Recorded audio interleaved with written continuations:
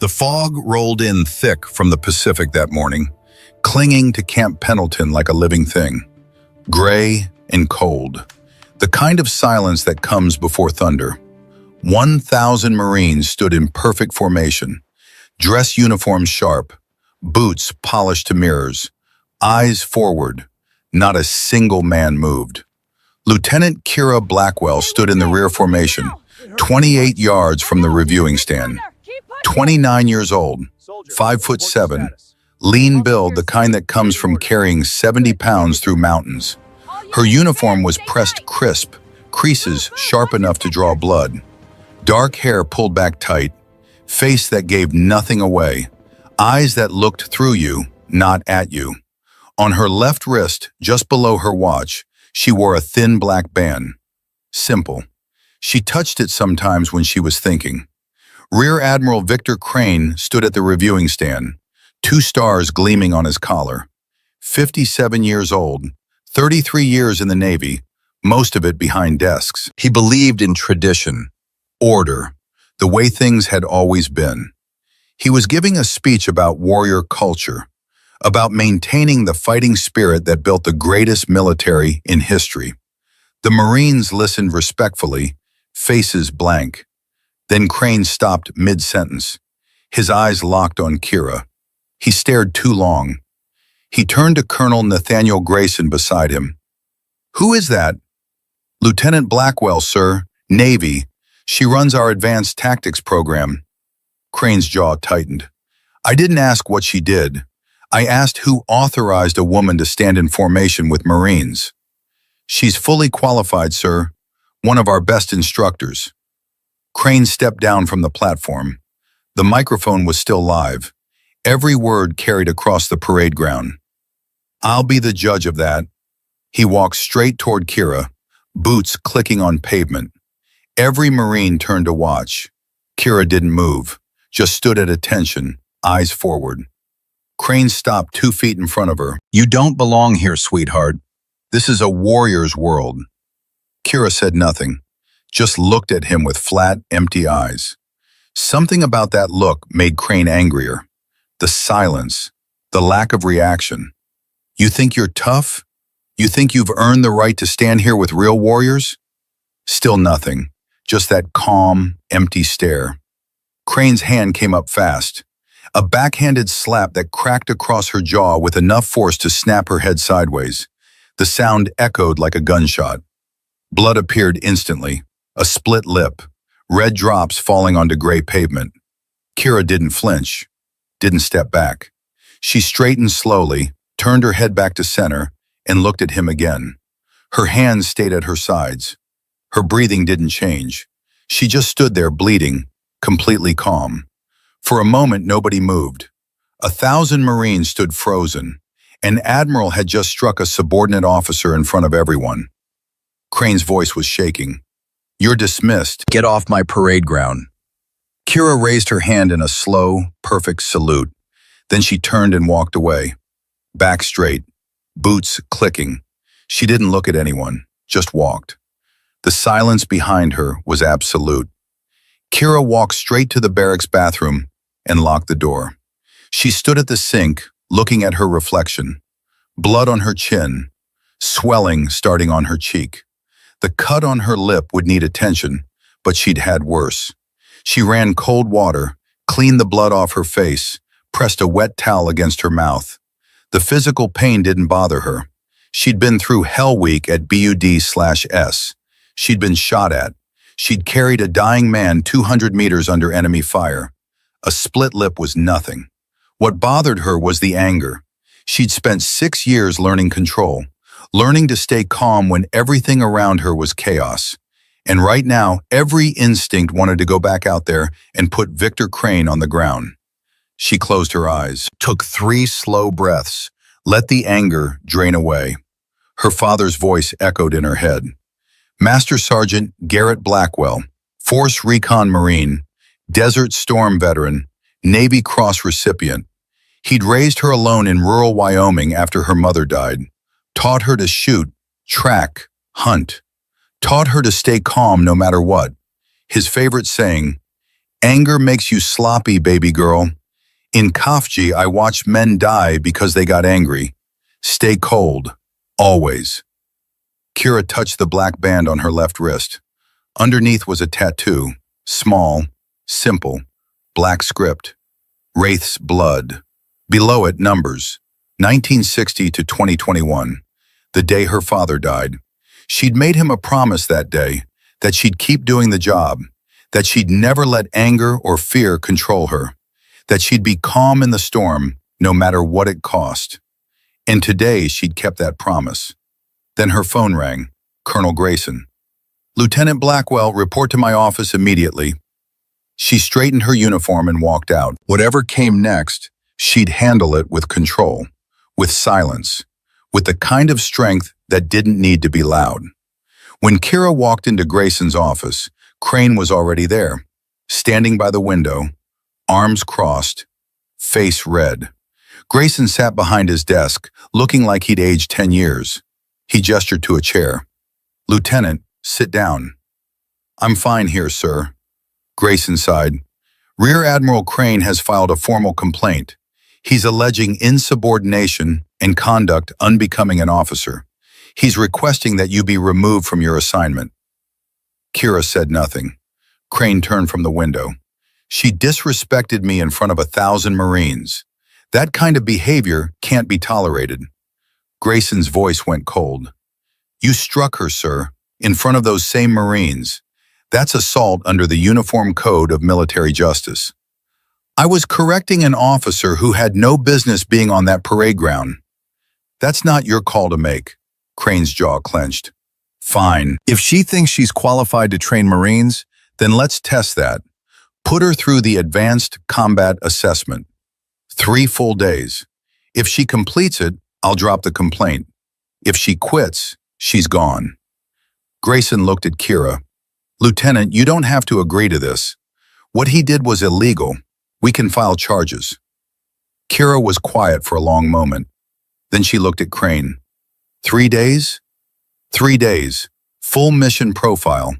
The same evaluation we use for force recon candidates. Most people quit by day 2.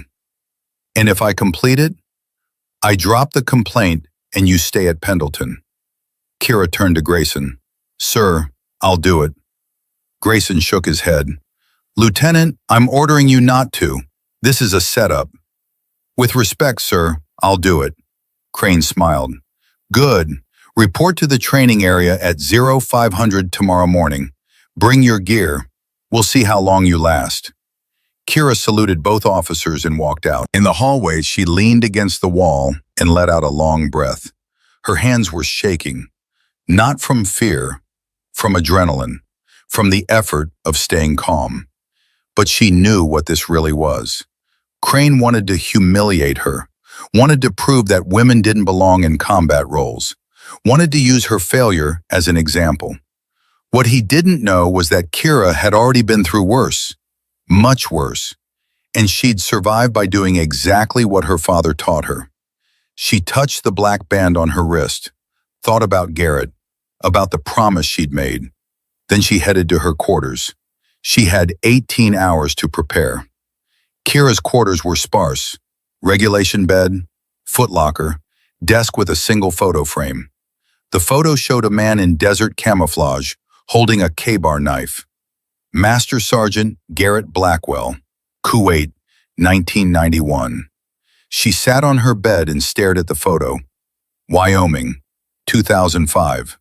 She was 10 years old. Her father had moved them to a cabin in the mountains after he retired. Middle of nowhere.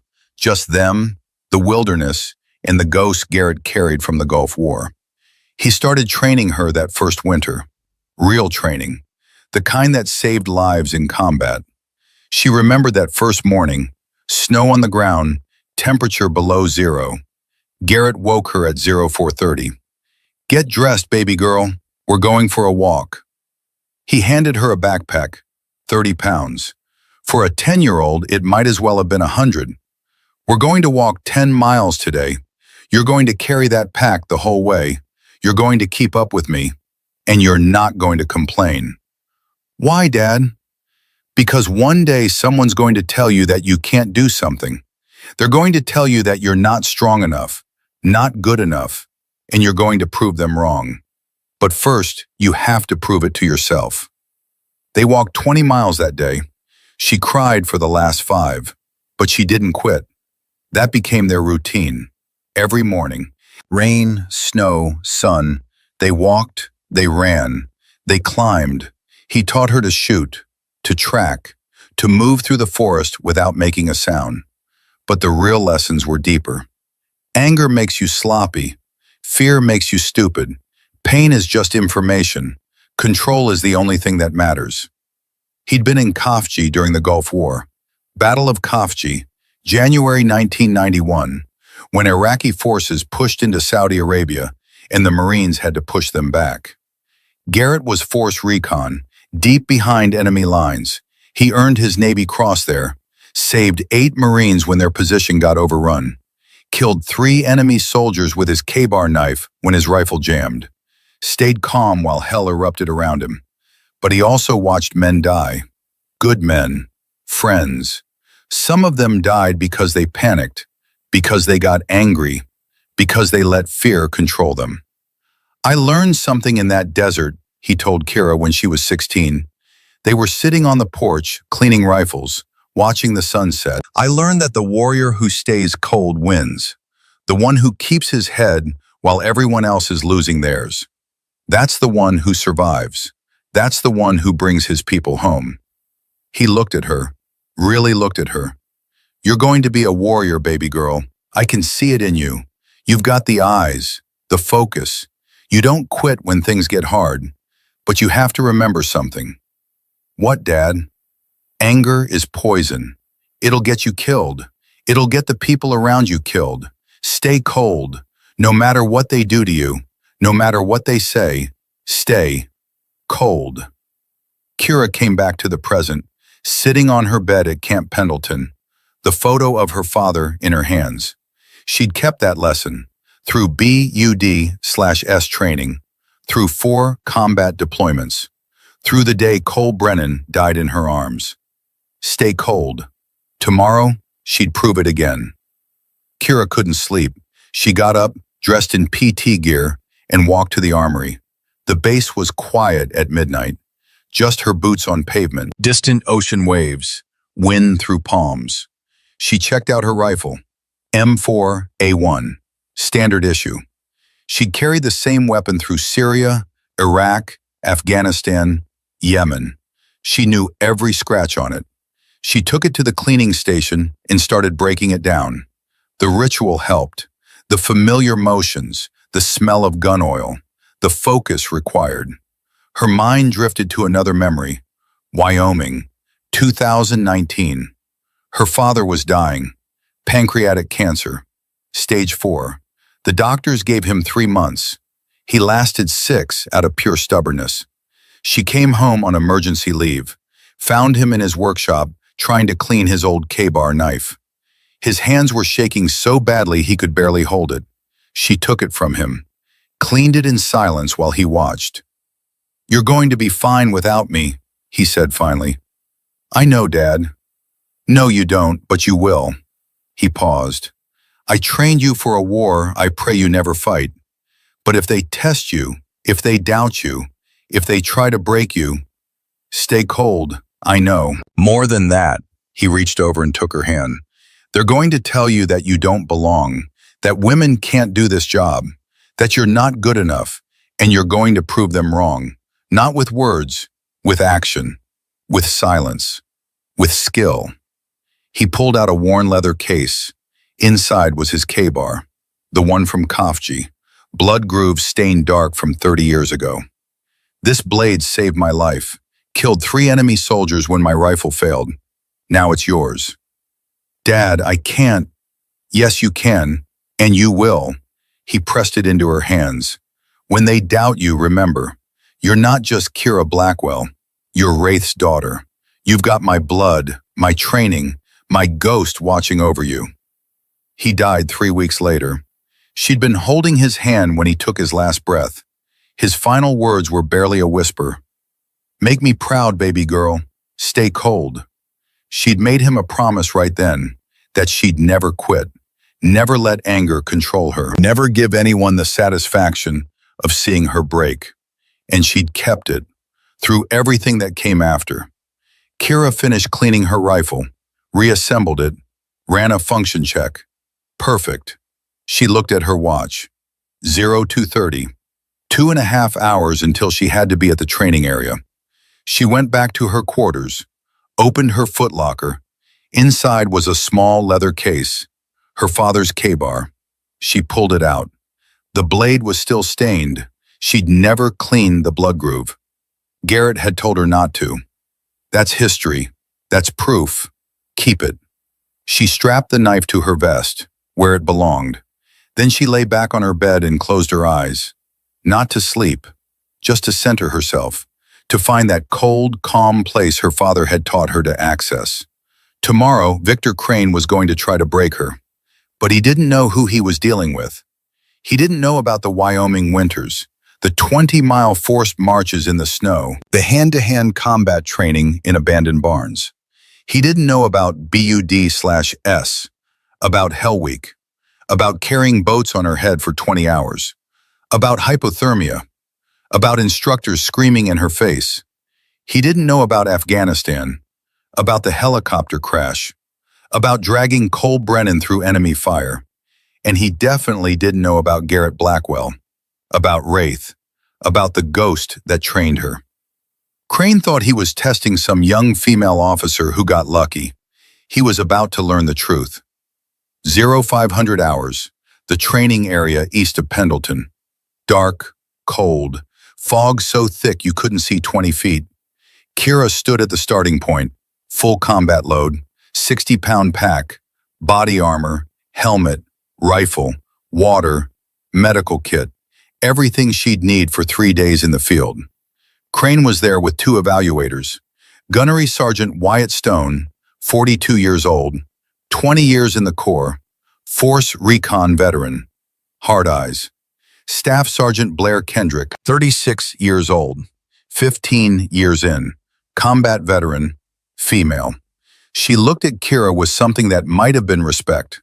Crane checked his watch. You ready, Lieutenant? Yes, sir. The rules are simple. 3 days, 5 major evolutions, navigation, tactical problem solving, combat scenarios, casualty evacuation, escape and evasion. You fail anyone, you're done. You quit at any time, you're done. Understood? Understood, sir. Crane's eyes were cold. Your father barely made it through Kafji. Let's see if you have his genes. Kira said nothing, just looked at him with those flat, empty eyes. Crane smiled. Your first objective is 30 kilometers north. You have 6 hours. If you're late, you fail. Good luck. He got in the vehicle and drove away. The evaluators followed in another truck. Kira was alone in the dark. She adjusted her pack, checked her compass, started walking.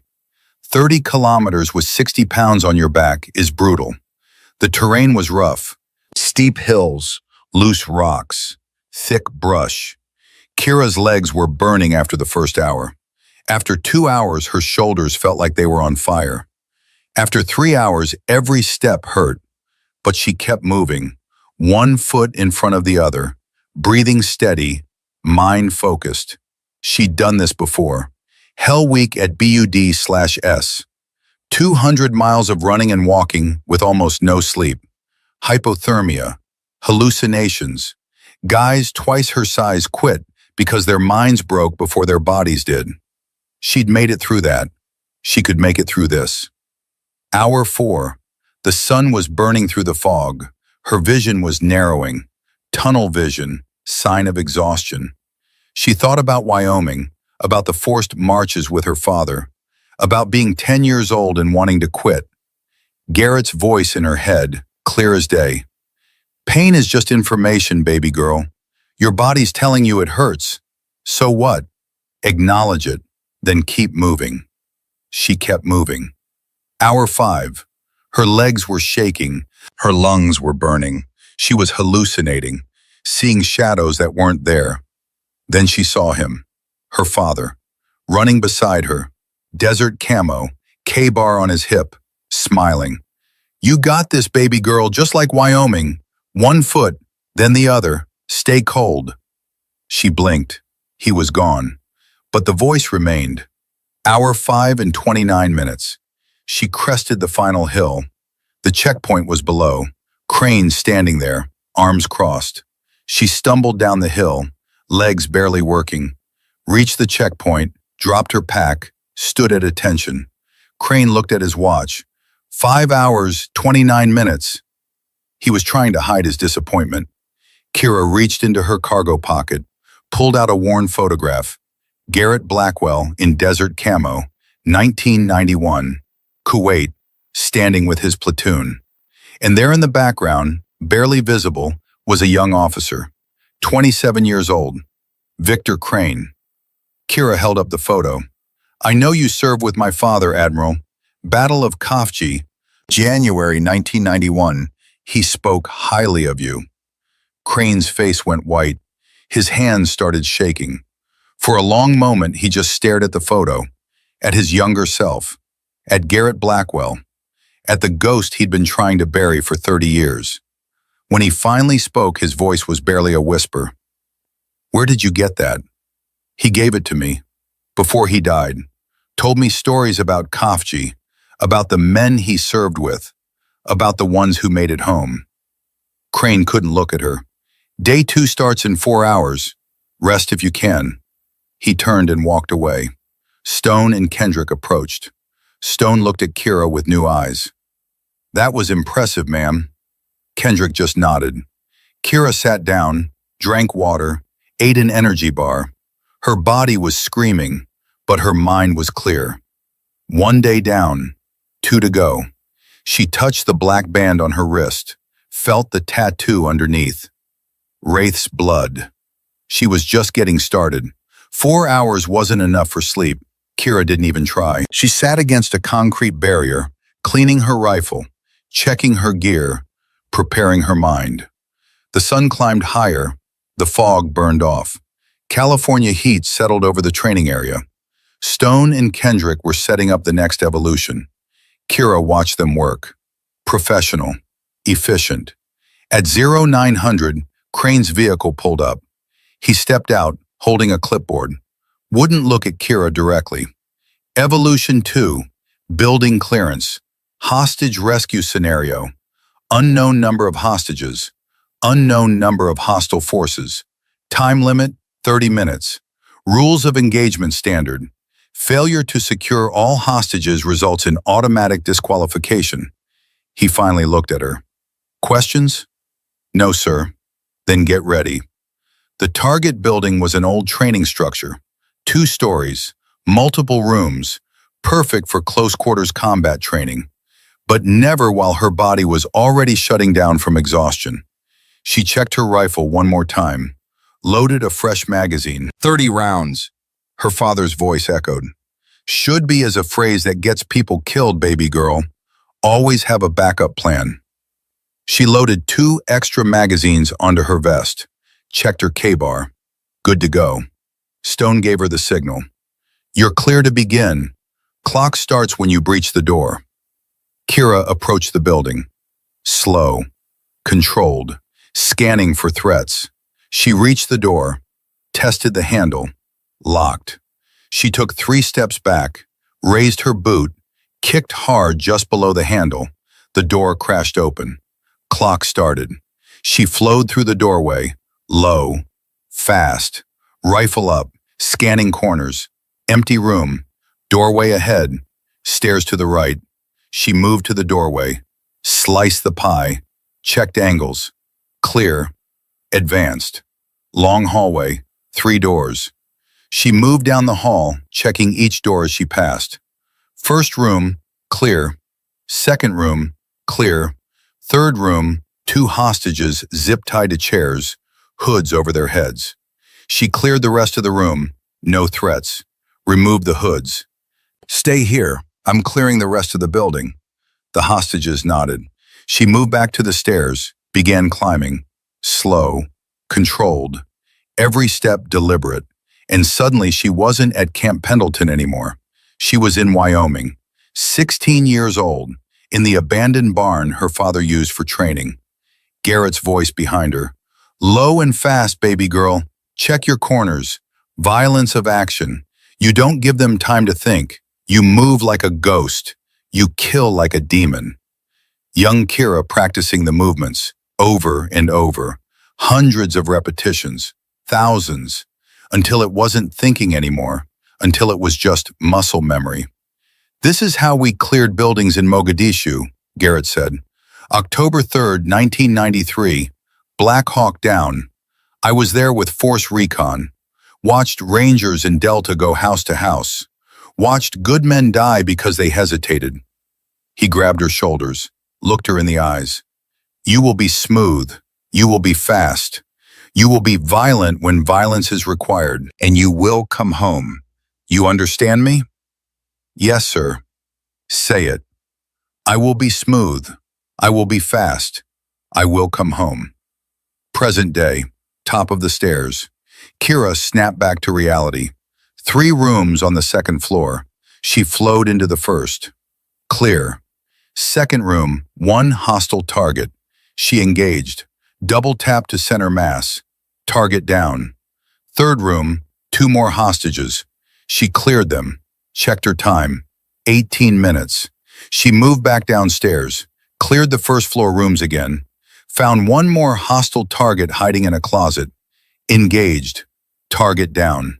Total time, 23 minutes. She emerged from the building. Stone was holding a stopwatch.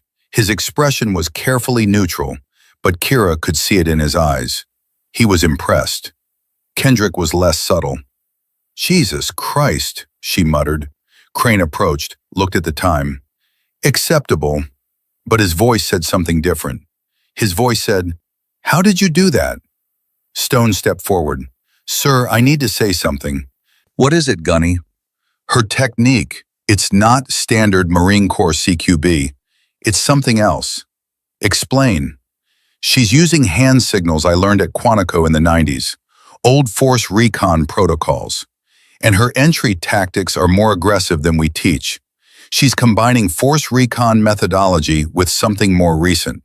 Something I've only seen in Joint Special Operations command footage. Crane's jaw tightened. What are you saying? I'm saying she's had specialized training, sir, well beyond what a normal Navy officer would receive. Crane looked at Kira, really looked at her. Where did you learn to clear buildings, Lieutenant? My father taught me, sir. Your father? Yes, sir. Master Sergeant Garrett Blackwell, Force Recon. He served in Mogadishu. Black Hawk down, October 1993. The color drained from Crane's face. He opened his mouth, closed it, opened it again. Garrett Blackwell was your father? Yes, sir. Crane turned and walked away without another word. Stone and Kendrick exchanged glances. Kendrick pulled out her tablet, started typing, looking up personnel files. Kira sat down, drank water. Her body was shutting down. 29 hours without real sleep.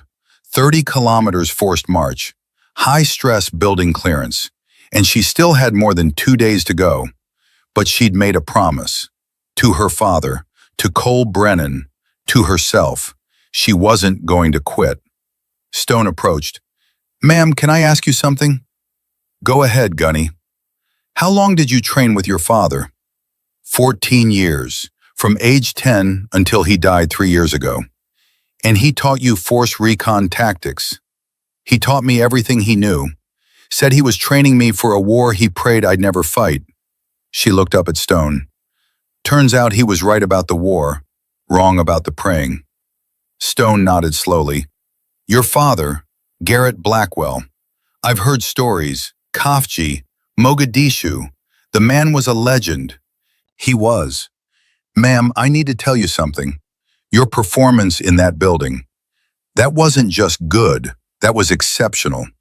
I've evaluated Force Recon Marines, MARSOC, Marine Raiders. You just outperformed most of them. Kira said nothing, just touched the black band on her wrist. Stone saw the gesture. What's under that band?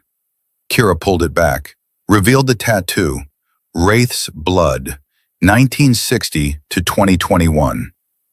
Wraith, Stone whispered. That was your father's call sign. In the Gulf War, yes. Stone stood at attention, rendered a slow, perfect salute. Your father saved my platoon commander's life in Kafji. I never got to thank him, but I can thank you for carrying on his legacy. Kira returned the salute. Kendrick approached. Her expression had changed. She'd found something in the personnel files. Ma'am, your file. Most of it's redacted. Naval Special Warfare Classification. Is it? You're not just a training officer, are you? Kira met her eyes, said nothing. Kendrick nodded. Understood, ma'am. Crane's vehicle pulled up again. He climbed out, looked at Kira. Evolution 3 starts in 1 hour. Ambush response. Full tactical scenario. Be ready. The vehicle drove away. Kira closed her eyes, leaned her head back against the concrete, let the exhaustion wash over her.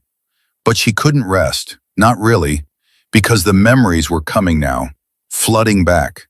The ones she'd spent 3 years trying to bury. Afghanistan, September 12, 2020, the day Cole Brennan died. Evolution 3 was designed to break people mentally, an ambush scenario. Kira's simulated convoy hit by surprise attack. She had to respond under pressure, suppress enemy fire, maneuver her team, call for support, execute a tactical withdrawal, all while evaluators threw curveballs, changed the scenario mid-mission, added complications, the kind of chaos that separated warriors from pretenders. Kira moved through the scenario like she'd done it 1,000 times before, because she had. Not in training, in reality. She laid down suppressing fire, used hand signals to direct her simulated team, called for fire support on the radio using proper 9-line format, executed a textbook tactical withdrawal. But Stone noticed something, the way she signaled, the way she communicated. Those aren't Marine signals, he said to Kendrick. No, they're not. Naval Special Warfare uses those signals. NSW, the SEALs. Kendrick looked at him. You think she's... I don't know, but I'm going to find out. The scenario ended. Kira had performed flawlessly. Not a single mistake, zero hesitation, just smooth, professional execution. Crane was watching from his vehicle. His expression was unreadable. Stone approached Kira. Ma'am, where did you learn those hand signals? Training. What kind of training? Kira looked at him. The classified kind, Gunny. Stone nodded, said nothing more, but he pulled out his phone, made a call, asked questions. Meanwhile, Crane sat in his vehicle, staring at that old photograph from Kuwait. Him and Garrett Blackwell. 1991, 33 years ago. He was remembering things he'd spent decades trying to forget. January 30th, 1991, Battle of Kafji. Iraqi forces pushed across the border into Saudi Arabia. The Marines had to push them back, had to retake the city. Crane was a young lieutenant, 27 years old, first combat deployment. He'd trained for war his entire career. But training and reality are two different things. His unit took contact in the southern part of the city, heavy machine gun fire from a building. 2 of his Marines went down, wounded, bleeding, screaming. Crane froze. Just for a second. Just long enough. The Marines started taking more fire. The situation was falling apart. Crane couldn't think, couldn't move. Then Garrett Blackwell appeared. Master Sergeant, Force Recon, 31 years old, already a veteran of dozens of covert operations. Lieutenant, snap out of it. Garrett's voice cut through the chaos. Get your Marines to cover. Now. Crane tried to move. Couldn't. Garrett grabbed him, physically moved him behind a wall. Stay here. I'll handle this. What happened next became legend. Garrett moved forward alone, under fire, threw a grenade through the window where the machine gun was positioned, rushed the building. His rifle jammed on entry. He transitioned to his K-bar knife. He killed 3 Iraqi soldiers with that knife. In close quarters, hand to hand, brutal, efficient, deadly. Then he dragged both wounded Marines to safety, saved their lives, saved Crane's career. Garrett received the Navy Cross for his actions that day. The citation mentioned his complete disregard for personal safety and decisive action in the face of overwhelming enemy fire. It didn't mention Crane freezing, didn't mention the young lieutenant who couldn't do his job when it mattered most. The Marine Corps promoted Crane 6 months later, gave him credit for the operation, called him a hero. But Crane knew the truth, and so did Garrett. They never spoke about it, but Crane spent the next 30 years carrying that burden, that shame, that knowledge that he wasn't the warrior everyone thought he was. And he'd spent 30 years resenting Garrett Blackwell for being everything Crane wasn't. Now, sitting in his vehicle at Camp Pendleton, Crane realized something. He wasn't testing Kira Blackwell to prove women didn't belong in combat. He was testing her because she reminded him of her father, because she had Garrett's eyes, Garrett's calm, Garrett's absolute control, and it terrified him. Because if she was anything like her father, she was going to succeed. She was going to prove him wrong. Again, just like Garrett had done 30 years ago. Evolution 4 didn't start until sunset, a hostage negotiation scenario, psychological warfare, designed to trigger emotional responses, to make people crack under pressure. Crane himself played the hostage taker over the radio. Years of command had taught him how to read people, how to find their pressure points. The scenario began. Kira took up a position behind cover, established communication with the hostage taker, started negotiating. Crane's voice came through cold and aggressive. "Who am I talking to?" "This is Lieutenant Blackwell, United States Navy. I'm here to resolve this peacefully." "Navy? You're a long way from water, sweetheart." Kira's voice remained flat, professional. "Sir, we can end this without anyone getting hurt. Tell me what you want." "What I want? I want to know how many people you've killed, Lieutenant. You're military. You've killed, haven't you?" Silence. "How many?" Crane pressed. 10? 20? "Do you remember their faces? Do you see them when you close your eyes?" Kira's expression didn't change, but Stone, watching through binoculars, saw her left hand grip the radio a little tighter. "Sir, this isn't about me. Let's focus on—" "It's absolutely about you. You're standing there pretending to care about hostages, but you're a killer. You've got blood on your hands, don't you?" Stone lowered his binoculars. "Sir, this is crossing a line." Kendrick nodded. "This isn't standard protocol. He's trying to break her." On the radio, Kira continued negotiating. Her voice never wavered, never showed emotion. She worked through the scenario step by step. Professional, controlled, cold. After 30 minutes, she successfully negotiated the hostage release. Perfect execution.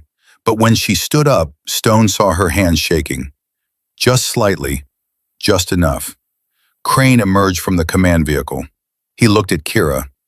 "Acceptable performance. Day 2 is complete. Day 3 starts at 0500. The final evolution, 20 hours continuous. Most candidates quit halfway through. I expect you'll do the same." He walked away.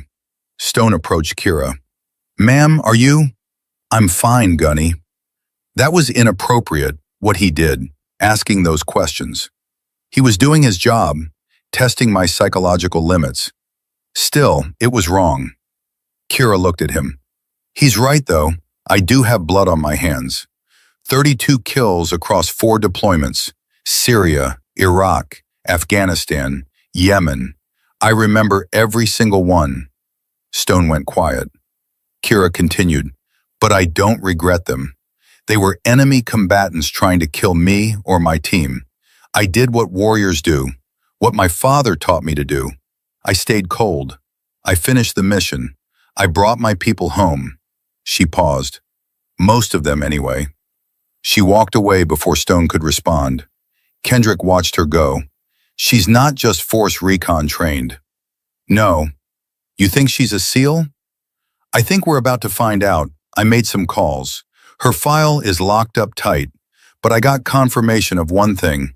She received the Navy Cross, September 2020, Helmand Province. Details classified. The Navy Cross, Jesus. Yeah, whatever she did to earn that, it was serious. Kira found a quiet spot away from the evaluators, sat down against a tree, closed her eyes. But she couldn't rest. The memories were too strong now. Afghanistan, Helmand Province, September 12th, 2020. SEAL Team 3, Charlie Platoon. Mission, high-value target capture in Taliban-controlled territory. Helicopter insertion at dawn. Kira was Reaper 4, breacher, automatic rifleman, the youngest member of the platoon, the only woman. Her team leader was Lieutenant Cole Brennan, Reaper 7, 32 years old, 5 deployments, one of the best operators in naval special warfare. He'd been skeptical when Kira joined the team, didn't think women belonged in combat, but she'd proven herself, earned his respect, his trust. They'd become close. Not romantic, but the kind of bond that forms between warriors who trust each other with their lives. Brothers, sisters, family. The helicopter took fire on approach. RPG. Caught them in the tail rotor. The birds started spinning. Pilot fought for control. Lost. They crashed hard. Kira remembered the impact, the screaming metal, the chaos, the fire. She came to with blood in her mouth, ears ringing, vision blurred. The helicopter was on its side, burning. She pulled herself out. Then she saw Cole, trapped under debris, lower body crushed, blood everywhere. Taliban fighters were closing in, maybe 50 meters away. Automatic weapons fire ripping through the crash site. Kira grabbed Cole, started dragging him. He was twice her size, 200 pounds of muscle and gear. She pulled with everything she had. "Leave me," Cole gasped. "Get to the rally point." "Shut up, sir, I'm getting you out." "That's an order, Blackwell." "Respectfully, sir, fuck your order." She dragged him 50 meters, laid down covering fire, dragged him another 50, Taliban getting closer, rounds snapping past her head. 100 meters. Her muscles were screaming, her vision was tunneling, but she kept moving. She got him to a depression in the ground. Cover. She set up a defensive position, returned fire, called for medevac on the radio. "Reaper 7 is critical. I need immediate extraction." Grid follows. Cole grabbed her hand. "Kira, stop." She looked at him. His eyes were starting to glaze. "Sir, stay with me." "You did good, kid. You got Wraith's blood in you, just like your old man." "Don't talk like that. Medevac is inbound." "Tell my wife I love her. Tell my daughter her daddy was thinking about her." "You tell her yourself. You're going to make it." But she knew better. She'd seen enough combat casualties to know. Cole was dying. He smiled, weak. "Finish it, Blackwell. Don't let them break you. Stay cold, like Wraith taught you." "I will, sir. I promise." He died 18 minutes after the crash. Kira held his hand the whole time. The medevac arrived. They extracted Cole's body, extracted Kira. She spent 2 days in medical, then she went back to work. 6 months later, they gave her the Navy Cross. The citation said she'd shown extraordinary heroism and complete disregard for personal safety. Said she'd carried her wounded team leader 200 meters under sustained enemy fire. It didn't mention that she'd failed, that Cole died anyway, that she'd made him a promise to stay cold, to finish the mission, to never let them break her. A promise she'd been keeping for 3 years. Present day, Camp Pendleton. Kira opened her eyes, looked at the black band on her wrist, pulled it back, revealed the full tattoo. Wraith's Blood / 1960 to 2021. Below it, in smaller script, Brennan / Reaper -7 / 2020. She stood up, checked her gear, prepared for the final day. 20 hours, 5 evolutions, everything Crane could throw at her. She was going to finish it. Not for Crane, not for herself, for Garrett, for Cole, for the promise she'd made. Stay cold. 500 hours, day 3, the final evolution. 20 hours continuous operation. Navigation across rough terrain to 3 separate objectives. Execute a raid on a target building. Handle a mass casualty situation. Then escape and evade while a hunter force tracked her through the mountains. It was designed to be impossible. Most candidates quit by hour 10. Nobody had ever completed all 20 hours without major failures. Crane was betting Kira would break. He was wrong. She started with the navigation. 3 objectives, each 10 kilometers apart. Mountainous terrain, no trails, just compass and map. Hour 1 through 8, she moved steady, 1 foot in front of the other.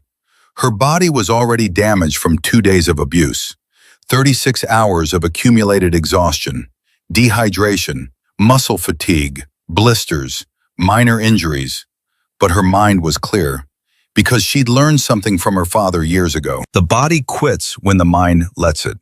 If you can control your mind, you can control everything. She reached the first objective at hour 7, a mock enemy compound. She had to breach, clear, and secure intelligence. She flowed through the building like water, smooth, fast, violent when required. The techniques her father taught her in that Wyoming barn. The techniques she'd perfected through BUD/S. The techniques she'd used in real combat in 4 different countries. Stone watched through the observation camera. She's been going for 43 hours straight. How is she still moving? Kendrick shook her head. Training, discipline, something else. Her father's ghost, Stone muttered. Wraith is in her head, pushing her forward. Second objective, hour 12. Mass casualty scenario, 5 wounded. She had 10 minutes to triage and treat. Kira moved with the confidence of someone who'd done this under real fire. Applied tourniquets, packed wounds, called for medevac with perfect 9-line format. But Stone saw something else. A moment where Kira's hands hesitated over one of the wounded.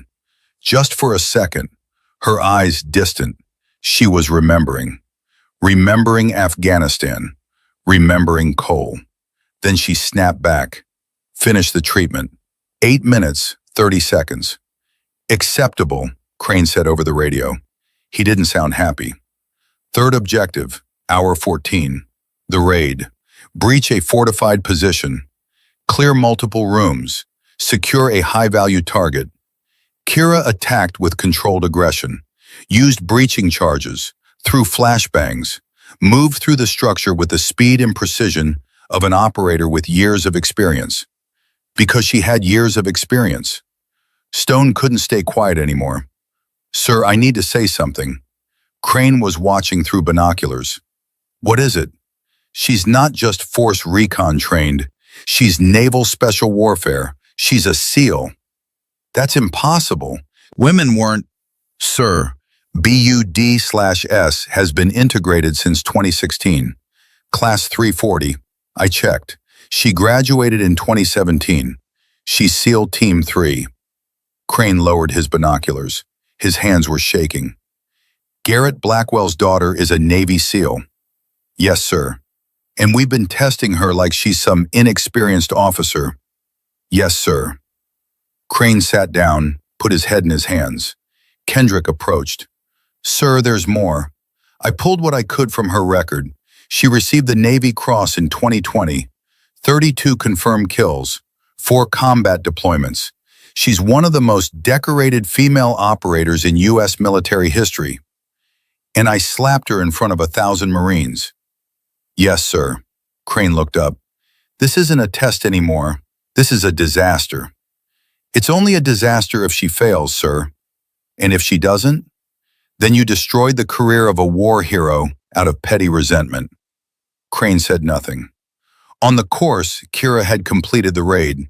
She was moving to the final phase, escape and evasion. Hour 16, she had to evade a hunter force for 4 hours. 6 trained trackers, former Force Recon and Marine Raiders, experts at manhunting. Crane made a decision he'd later regret. He added 4 more hunters, 10 total, against the rules, but he wanted to see her fail. The hunters spread out, started tracking. Kira was already gone. She used every technique Garrett had taught her, created false trails, doubled back on her own tracks, moved through water to break her scent, used terrain to her advantage. Hour 17. The hunters were frustrated they couldn't find her. Hour 18. One hunter thought he had her, closed in on movement in the brush, found nothing but a carefully placed pack decoy. Hour 19. Kira was supposed to reach an extraction point. She arrived 30 minutes early, sat down, waited. The hunter force was still looking for her 2 hours later. Stone keyed his radio. All hunters, terminate exercise. Subject has reached extraction. The hunters converged on the extraction point, found Kira sitting calmly, cleaning her rifle. One of them, a grizzled Force Recon veteran, just shook his head. "Ma'am, I've been hunting people for 20 years. You just ghosted us like we were boot camp recruits. Where the hell did you learn that?" Kira looked up. "My father, Wraith. He learned it in the Gulf War. Taught me when I was a kid. I've been practicing for 20 years. The hunter laughed, a sound of pure respect. Wraith's daughter should have known. Crane's vehicle pulled up. He stepped out, looked at Kira. She was covered in dirt, bleeding from a dozen small cuts, swaying slightly from exhaustion. But she was standing. She'd completed all 20 hours. Every evolution, 0 failures. Crane opened his mouth to speak. Then Colonel Grayson's vehicle arrived. He stepped out holding a manila folder. His expression was grim. "Admiral Crane, we need to talk. Now." Grayson stood beside his vehicle, holding that manila folder like it contained classified nuclear codes. His face was carved from stone. Behind him, 3 senior officers emerged from a second vehicle. Captains, commanders, people who didn't show up to routine training exercises. This was about to become official. Crane looked at them, then at Kira. She was still standing at attention, swaying slightly. 48 hours of continuous operations, maybe 4 hours of sleep total.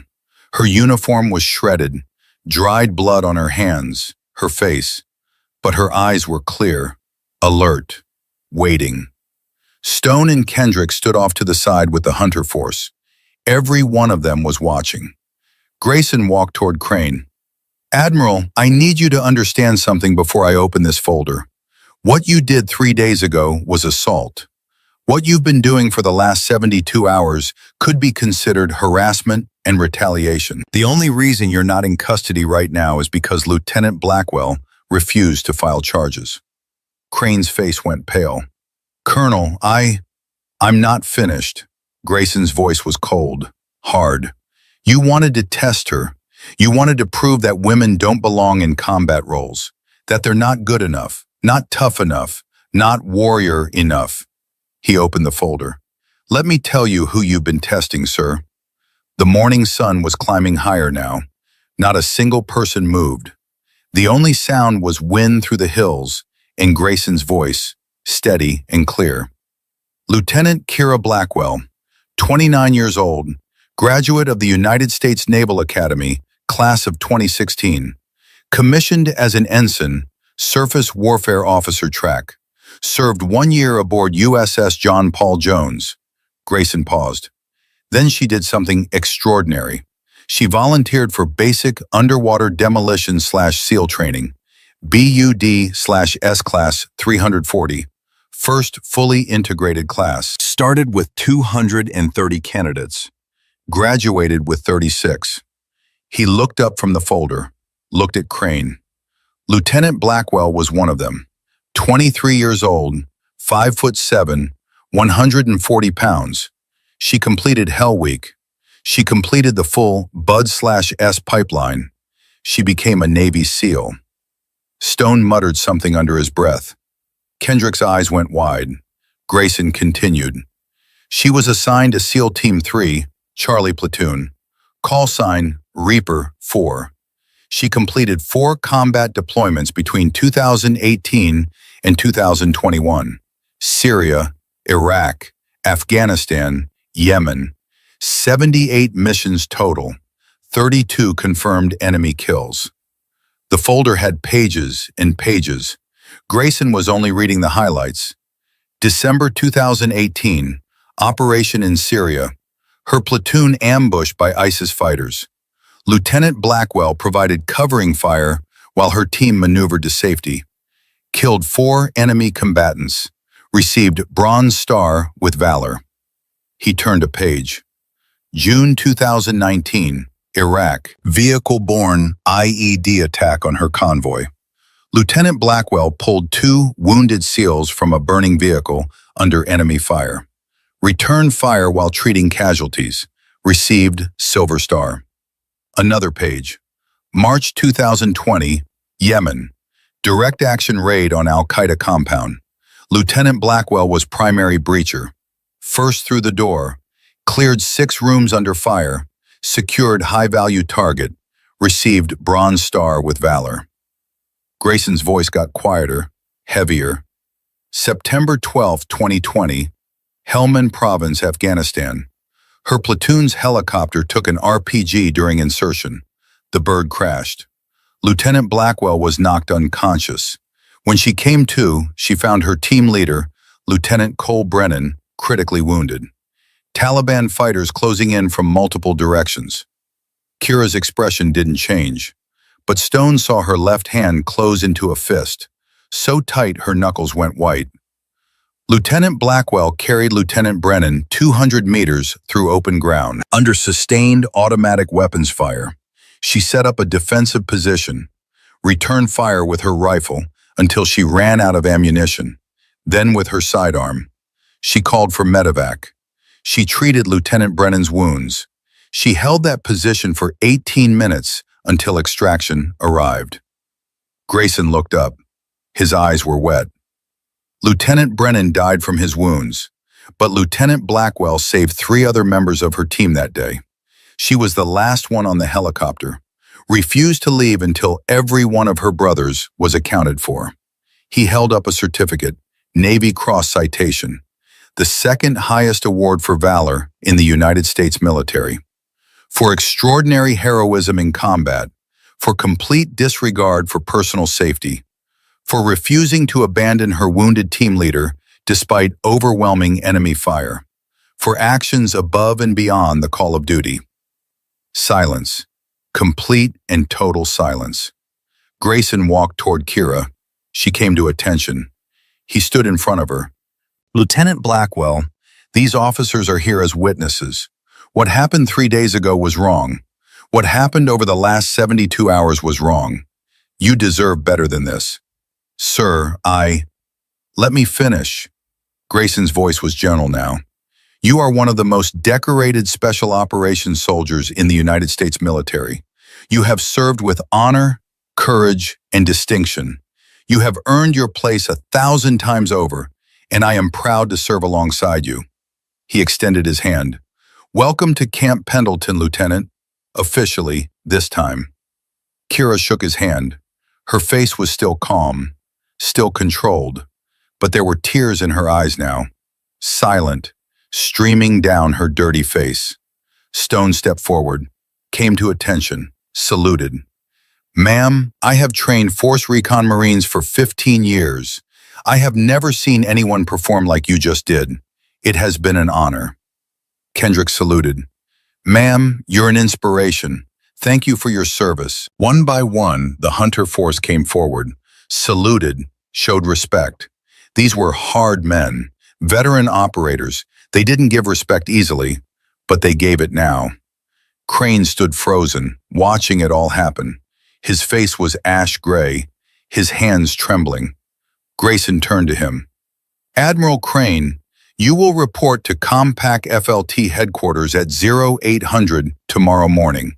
You will explain why you struck a Navy Cross recipient, why you attempted to destroy her career out of personal vendetta, Why you violated the uniform code of military justice and basic human decency.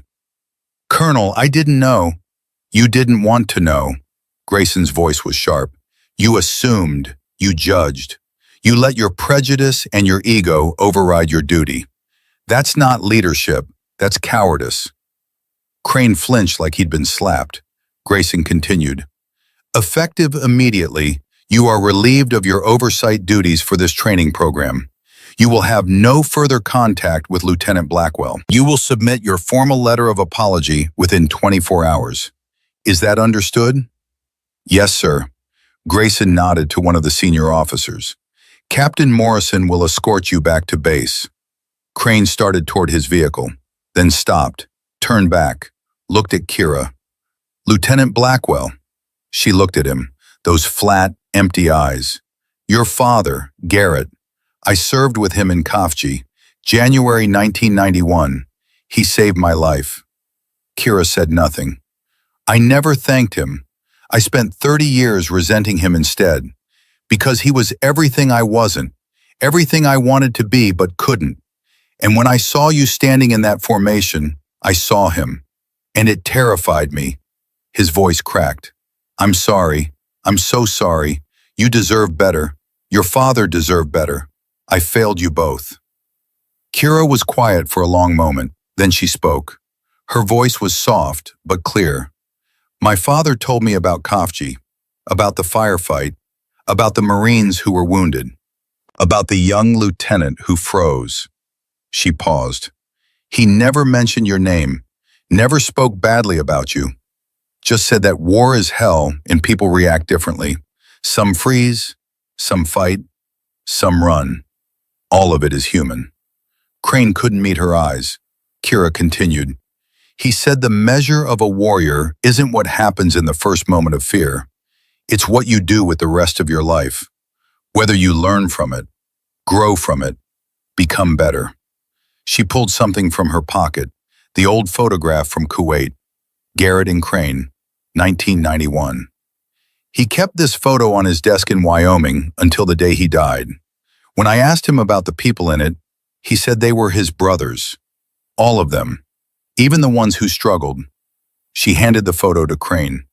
He forgave you a long time ago, Admiral. Maybe it's time you forgave yourself. Crane took the photo, tears streaming down his face. Thank you, he whispered. Thank you. He walked away, climbed into the vehicle. It drove off. The senior officers departed as well, leaving just Grayson, Stone, Kendrick, and Kira. Stone approached Grayson. Sir, with respect, why didn't we know who she was? Because that's what she wanted, Grayson said. After Cole Brennan died, Lieutenant Blackwell requested assignment to training duties. She didn't want recognition, didn't want special treatment. She just wanted to do the work quietly, train the next generation. He looked at Kira. She's been here 6 months, running our advanced tactics program, teaching courses that are making our Marines better operators. And not one person knew who she really was. Why? Kendrick asked. Kira spoke. Because it's not about me. It's about the mission. About preparing warriors to survive combat. About bringing people home. That's what my father taught me. That's what Cole taught me. The job matters. The ego doesn't. Stone shook his head in wonder. Ma'am, you're remarkable. No, Gunny. I'm just my father's daughter. Grayson handed Kira a bottle of water. Lieutenant, you're off duty for 72 hours. That's an order. Get medical attention. Get rest. Thank you, sir. Grayson started toward his vehicle, then stopped, turned back. Kira, your father would be so proud of you. Garrett was my closest friend. He saved my life in Mogadishu in '93. I owed him everything. When he was dying, he called me, asked me to watch over you. His voice got thick. I've been watching you for 3 years, watching you carry the weight of Cole's death. But you need to know something. You are the warrior Garrett hoped you'd be. You are the operator Cole believed you were. Don't hide that light. Kira nodded, couldn't speak. Too many emotions. Grayson climbed in his vehicle and drove away. Stone and Kendrick packed up the equipment, gave Kira space. She stood alone in the training area, sun climbing higher, the smell of dust and sage in the air. She touched the black band on her wrist, pulled it back, looked at the tattoo, Wraith's Blood, / 1960 to 2021, Brennan / Reaper - 7 / 2020. I kept my promise, she whispered. I stayed cold. I finished the mission. I made you proud. The wind picked up, carrying the sound of the ocean from miles away. Somewhere, Garrett Blackwell and Cole Brennan were at peace. And Kira, for the first time in 3 years, felt something other than control and grief. She felt whole. 2 weeks later, the story had spread through Camp Pendleton like wildfire.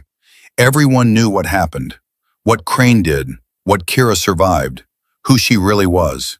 The Marines who had stood in that formation, who had watched her get struck, they looked at her differently now. Not with pity, with respect. But Kira didn't change. She showed up every day, ran her training courses, taught tactics and combat skills, stayed quiet, professional. She was teaching an advanced CQB course on a Tuesday afternoon when a young Marine officer approached after class. Lieutenant Quinn Hartwell, 26 years old, fresh from officer candidate school. "Ma'am, can I ask you something?" Kira was cleaning her rifle. "Go ahead, Lieutenant. How did you stay so calm when Admiral Crane hit you? When everyone was watching, how did you not lose control?" Kira was quiet for a moment, kept cleaning. "My father taught me something when I was 12 years old. We were hunting elk in Wyoming. Big bull, beautiful animal. I had him in my sights, perfect shot, but I got buck fever. Started shaking. Pulled the trigger too fast, missed completely." She looked up at Hartwell. "My dad didn't get angry, didn't yell, just sat me down and said something I've never forgotten. He said, 'Kira, fear makes you stupid. Anger makes you sloppy. Pain makes you careless. A warrior stays cold. Cold like Wyoming winter. Cold like Wraith in the desert. You control your emotions, or they control you.'" Hartwell nodded slowly. "And you've done that ever since?" "I've tried. It's not easy. There are days when I want to scream, to break things, to let all that rage and grief and pain come pouring out." She paused. "But then I remember my father. I remember Cole Brennan bleeding out in my arms. I remember the promises I made, and I stay cold." "That must be lonely." Kira smiled, small, sad. "It is, but it keeps me alive. Keeps the people around me alive. That's what matters." Hartwell was quiet for a moment. "Ma'am, I heard you trained with your father for 14 years. I never had that. My father wasn't military. I don't have that foundation." Kira looked at her, really looked at her, saw herself at that age. "Lieutenant, can I tell you something?" "Yes, ma'am. You don't need my father's legacy. You need your own. You need to find what drives you, what makes you willing to suffer, to sacrifice." She set down her rifle. "My father was a legend, Navy Cross recipient, Force Recon Marine, but he was also a man who watched friends die, who carried guilt and grief his entire life, who drank too much sometimes because the nightmares wouldn't stop, who died at 61 because the war never really ended for him." Her voice got softer. "I loved him. I honor his memory. But I'm not trying to be him. I'm trying to be the warrior he trained me to be. That's different." Hartwell nodded. "What's the difference?" "He carried the weight alone. I'm learning to share it. He buried his pain. I'm learning to acknowledge it. He thought asking for help was weakness. I'm learning it's strength." Kira stood up. "Be a warrior, but be your own kind of warrior." "Yes, ma'am. Thank you." Hartwell started to leave, then turned back. "Ma'am, one more question. Are you going to keep teaching, or are you going back to the teams?" Kira had been asking herself that same question for 3 years. "I don't know. Part of me wants to go back, to finish what Cole and I started. And the other part? The other part thinks maybe I can do more good here, training the next generation, making sure they come home. What would your father say? Kira smiled. He'd say, trust your gut, follow your instincts, do what feels right, not what's easy. And what feels right? I'm still figuring that out. Hartwell left. Kira finished cleaning her rifle, started packing her gear. Her phone buzzed. Text from Grayson. My office, 1600 hours, important. She checked her watch. 30 minutes. She secured her equipment and headed to the command building. Grayson's office was on the second floor, view overlooking the parade ground where this whole thing started. Kira knocked on the door. Enter. She walked in. Grayson was behind his desk, but he wasn't alone. Commander Sarah Mitchell, Naval Special Warfare Group 1, 52 years old, silver hair, hard eyes. She'd been one of the first female officers in Naval Special Warfare Command back in the 90s. Kira came to attention. Commander Mitchell, ma'am. Mitchell stood, extended her hand. Lieutenant Blackwell, I've heard a lot about you. They shook hands. Mitchell's grip was firm. Sit down, both of you, Grayson said. They sat. Kira waited. Mitchell spoke first. Lieutenant, I'll get straight to the point. Naval Special Warfare Command has been watching your career. Before Cole Brennan died, he submitted a recommendation. Said you were the best operator he'd worked with. Natural tactical mind. Unshakable under fire. Born for this work. She pulled out a folder. After his death, you requested training duty. We approved it because we understood. Losing your team leader, the trauma, the grief. You needed time. Yes, ma'am. It's been 3 years. The question is, what do you want to do now? Kira was quiet. She'd been avoiding this question. Mitchell continued. You have options. You can stay here, continue training Marines, do excellent work. That's honorable and needed. Or you can come back to the teams. SEAL Team 3 is standing up a new platoon. They need an experienced operator, someone who's been there, done it, survived it. She opened the folder. They want you as platoon leader. Lieutenant Blackwell, Reaper 7, Cole's call sign, his position. Kira felt like she'd been punched in the chest. Reaper 7, Cole's call sign, the weight of that. Ma'am, I don't know if I'm ready. Nobody's ever ready, Mitchell said. Cole wasn't ready when they made him platoon leader, but he grew into it because he cared about his people, because he led from the front, because he understood that leadership isn't about being the toughest or the smartest. It's about bringing everyone home. She leaned forward. You carried him 200 meters under fire. You held his position. You refused to leave anyone behind. That's what leadership looks like. That's what we need. Kira looked at Grayson. Sir, what do you think? Grayson was quiet for a long moment. I think your father trained you to be a warrior. Cole showed you how to be a leader. The question is whether you're ready to step into that role. I'm scared. What if I fail? What if people die because of my decisions? Then you'll carry that weight, Grayson said. Just like Cole did. Just like your father did. Just like every leader in combat does. But you'll also give those warriors the best chance of survival. Because you've been there. You know what it takes. Mitchell spoke again. Lieutenant, I'm not going to pressure you. This is your decision. But I want you to know something. When I joined NSW Command in 1996, I was the only woman. The men didn't want me there. I spent years proving myself. What changed? I stopped trying to prove I was as good as the men, started proving I was the best operator I could be, stopped caring what they thought, started focusing on the mission, and eventually, respect came, because I earned it through action. She stood up. You've already earned it, Lieutenant. You earned it in Syria, in Iraq, in Afghanistan. You earned it when you carried Cole through that hell. You earned it when you stood in that parade ground and took a hit without flinching. You earned it over 72 hours of hell that would break most men. She walked to the door, stopped, turned back. The teams need you. But more than that, the next generation of female operators needs to see you, needs to know it's possible, that they can do this, that they belong. Mitchell left. Kira sat in silence, processing. Grayson stood, walked to the window. Your father and I had a conversation once.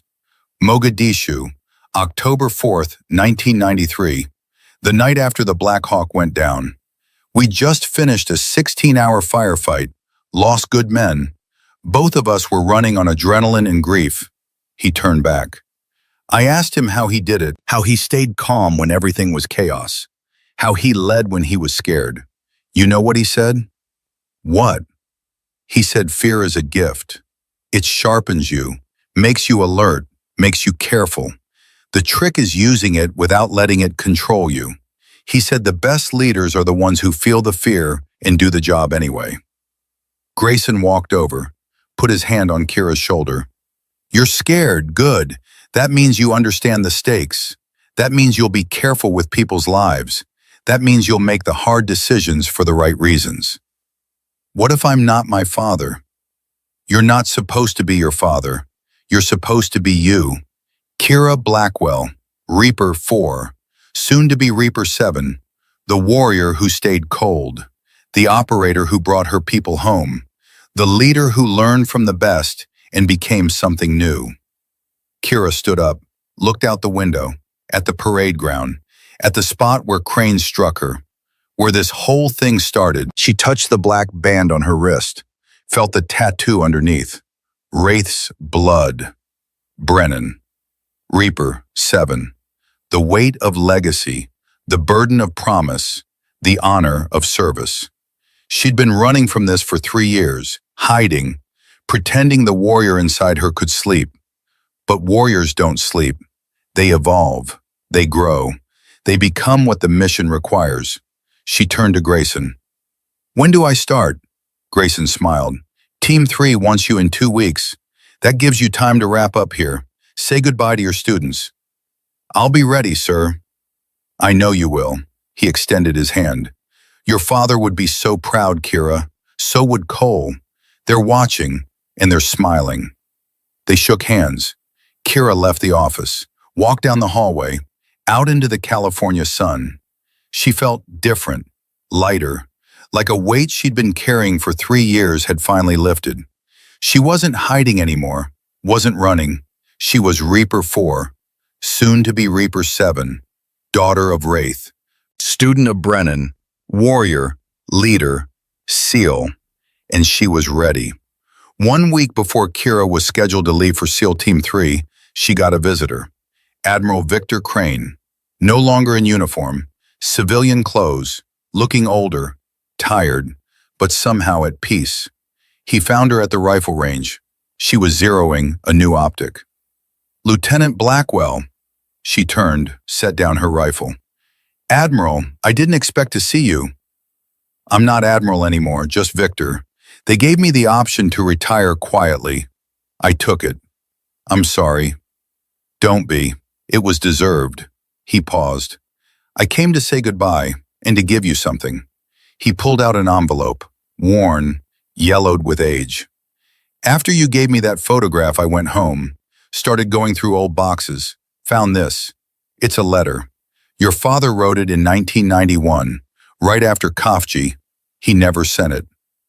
Kira took the envelope. Her hands were shaking. Why are you giving this to me?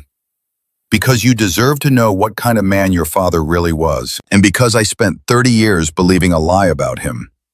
Crane turned to leave, stopped. One more thing. I'm driving to D.C. next month, going to the Vietnam Veterans Memorial. Your father's name isn't on it because he survived, but I'm going to stand there and say thank you anyway. For Kafji, for saving my life, for being the warrior I wasn't. He met her eyes. You honor him every day, Lieutenant, by being the operator you are, by leading with integrity, by staying cold when the world is burning. That's his legacy, and it's in good hands. Crane walked away, Kira sat down, opened the envelope. Inside was a letter, handwritten, her father's distinctive script.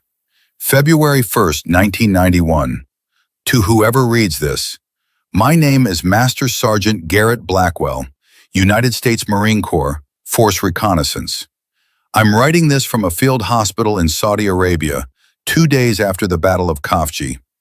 If you're reading this, I'm probably dead.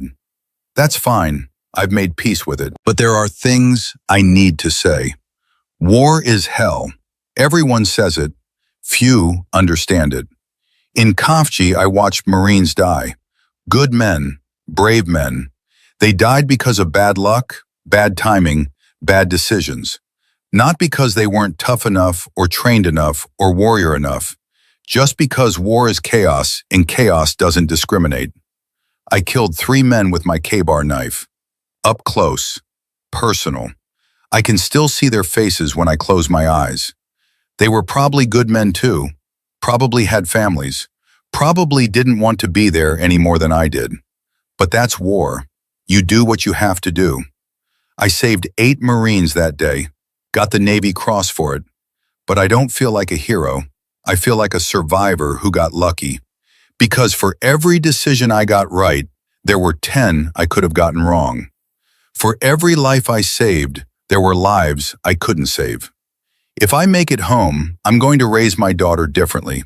I'm going to teach her to be strong, to be capable, to survive. But I'm also going to teach her to be compassionate, to understand that strength isn't about being hard, it's about being controlled, about using power responsibly.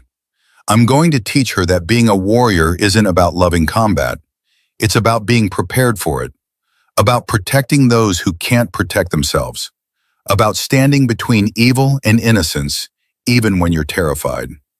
Most importantly, I'm going to teach her to stay cold, not cold-hearted, but cold-minded, to make decisions without emotion clouding judgment, to act when others freeze, to lead when others fail. Because that's what being a warrior really means. Not the shooting or the fighting or the killing. Those are just tools. Being a warrior means staying calm when everyone else panics.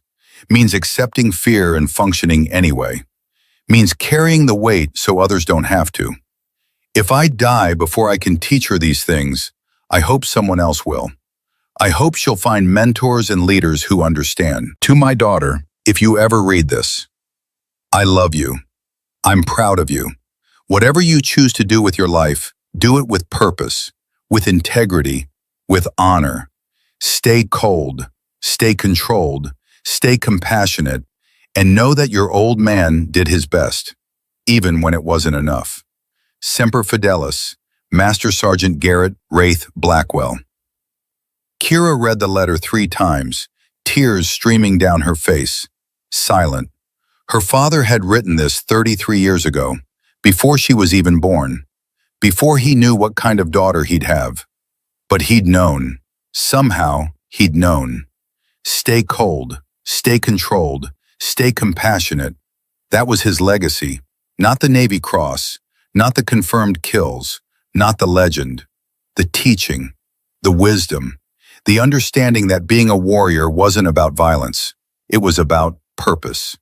She folded the letter carefully, put it back in the envelope, placed it in her chest pocket, over her heart. I got your message, Dad, she whispered. I understand now. I'm ready. The wind picked up, carrying the smell of ocean and sage. Somewhere, Garrett Blackwell was at peace, and his daughter was finally free. Kira's last day at Camp Pendleton arrived fast. She'd spent the week transitioning her courses to other instructors, saying goodbye to students. She scheduled one final class, Advanced Close Quarters Combat, open to any Marine officer who wanted to attend.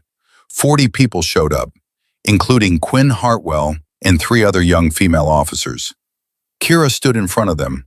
The sun was setting, golden light across the training area. Most of you know who I am now, she said. You know what I did, what I survived, what I earned.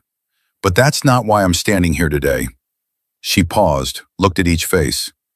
I'm here because 15 years ago, A Force Recon Marine named Garrett Blackwell started training his 10-year-old daughter in the mountains of Wyoming. He didn't do it because he wanted her to be a warrior. He did it because he wanted her to survive, to be capable, to never be a victim.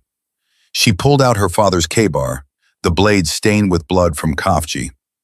This knife killed 3 men in 1991. My father gave it to me before he died, told me it represented everything he'd learned in war, that violence is sometimes necessary, but it should never be easy, never be enjoyable, never be the first option. She held it up. I've carried this blade through 4 combat deployments.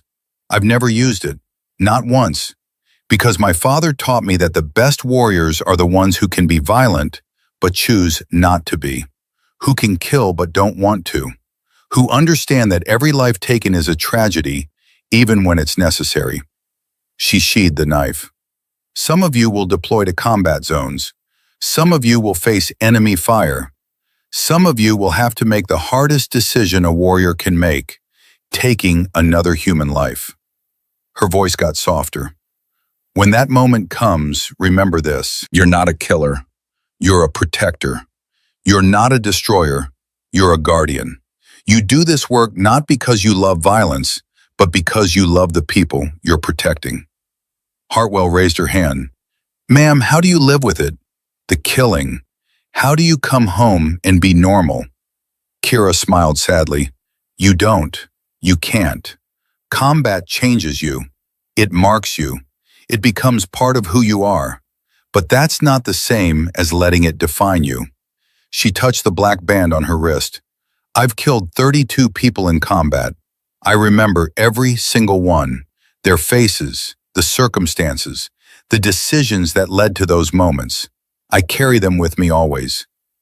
Does it get easier? No, and it shouldn't. The day it gets easy is the day you've lost your humanity. She walked to the center of the group. Here's what I learned from my father, from Cole Brennan, from 3 years of trying to hide from who I am. Being a warrior isn't about being hard. It's about being strong enough to be compassionate. It's about using power responsibly. It's about staying cold when you need to and warm when you can. She looked at the female officers. And for those of you who will face people who say you don't belong, who say you're not tough enough, who say women can't do this work, remember this. You don't prove them wrong with words. You prove them wrong with excellence, with professionalism, with results. Hartwell spoke again. What if we fail? What if we're not good enough? Then you'll fail forward. You'll learn. You'll adapt. You'll become better. Kira paused. My father failed in Mogadishu, watched men die, couldn't save everyone. It haunted him until the day he died. But it also made him a better warrior, a better teacher, a better man. She pulled out the letter Crane had given her. He wrote something before I was born, before he knew I'd follow this path. He said being a warrior means staying calm when everyone else panics, means accepting fear and functioning anyway, means carrying the weight so others don't have to. She held up the letter. That's your mission, not to be fearless, to be afraid and do the job anyway, not to be invincible, to be vulnerable and protect others anyway, not to be perfect, to be flawed and strive for excellence anyway. She looked at the sky. The sun was almost down now, stars appearing. I'm leaving tomorrow, going back to SEAL Team 3, taking over as platoon leader, taking my team leader's call sign, Cole Brennan's legacy. It terrifies me, but I'm doing it anyway, because that's what warriors do. She came to attention. You are all warriors, male or female, young or old, experienced or green. You've chosen to serve, to protect, to stand between evil and innocence. That choice matters. That choice is everything. She saluted them. They saluted back. Class dismissed. Semper Fi. The Marines filed out, but Hartwell and the 3 other female officers remained. They approached Kira. Hartwell spoke for all of them. Ma'am, we wanted to thank you for showing us what's possible. Kira looked at them, saw herself at their age. You don't need me, you need yourselves. You need to believe in your own strength, your own capability, your own right to be here. She pulled off the black band, revealed the full tattoo. Wraith's blood, Brennan, Reaper 7. This is my legacy, my father's blood, my team leader's memory, my call sign. But it's not what makes me a warrior. This is. She tapped her chest. Heart, purpose, mission. That's what makes you a warrior. She looked at each of them. Go find your own legacy. Write your own story. Become your own kind of warrior. And when someone tells you that you don't belong, prove them wrong. Not with anger, with excellence. The young officers left, inspired. Kira stood alone in the training area. One more time, tomorrow she'd leave, return to the teams, take on Cole's call sign, become Reaper 7. But tonight, she was just Kira, Wraith's daughter, trying to honor a legacy while building her own. She touched her wrist, felt the tattoo, the permanent reminder of where she came from and who she'd lost. I'm ready, Dad. I'm ready, Cole. I'll make you proud. The stars were out now, brilliant in the dark sky. Somewhere up there, 2 warriors were watching, and they were smiling. 6 months later, classified location, Middle East, SEAL Team 3, Charlie Platoon. Mission complete, high-value target secured, 0 casualties. Lieutenant Kira Blackwell, call sign Reaper 7, led her team to the extraction point. 8 operators, all alive, all returning home. They loaded onto the helicopter, lifted off, disappeared into the night. On the flight back to base, her radio operator handed her a message from Naval Special Warfare Command. Mission success, exceptional leadership, platoon recommended for commendation. Reaper 7, your father would be proud. Cole would be proud. We are proud. BZ. Bravo Zulu. Navy speak for job well done. Kira folded the message, put it in her pocket next to her father's letter. She looked at her team.